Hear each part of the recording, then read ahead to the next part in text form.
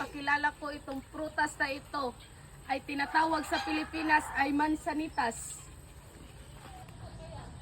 Ang scientific ng mansanitas ay Monstera calabora. Ang mansanitas ay tumutubo na mas karaniwang nakikita ang mga ito na mas maliit, kadalasang natitira sa hanay to 3 to 5 meters. Saan ba ito karaniwang ginagamit ang mansanitas? Tara, tukuyin natin. Let's go. Ang mansanitas ay karaniwang ginagamit sa panggamot. Maraming naniniwala sa mga benepisyo nito sa kalusugan tulad ng pagbaba ng blood sugar, pagtulong sa pagbaba ng timbang, at pagpabutis ng panunaw.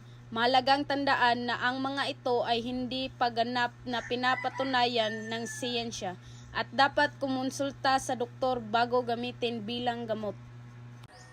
Tara guys, samahan niyo ako para matikman natin yung mansanitas kung masarap ba siya.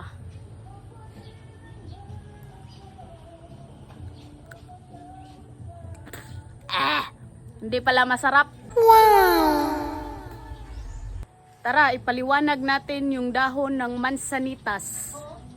Let's go. Ang dahon ng mansanitas ay karaniwang oval o ovate. May hugis itlog, medyo pahaba at may matulis na dulo. At serrated margins. May mga ngipin-ngipin ang gilid ng dahon. Ang mga ngipin ay maliit at matutulis. At kulay.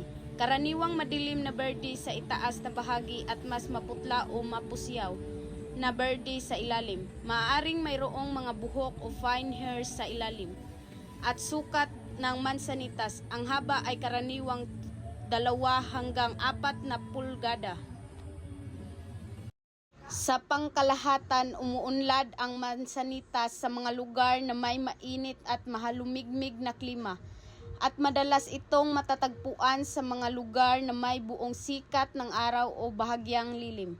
Maaaring tumubo ito sa iba't ibang uri ng lupa, ngunit mas gusto nito ang mga lupa na mayaman sa organikong material. Ang mga mansanitas ay madalas na itinanim bilang ornamental tree o para sa pagkain ng mga prutas nito. Scientific name na Maraming salamat sa panonood ng aking video. Thanks and bye-bye. God bless!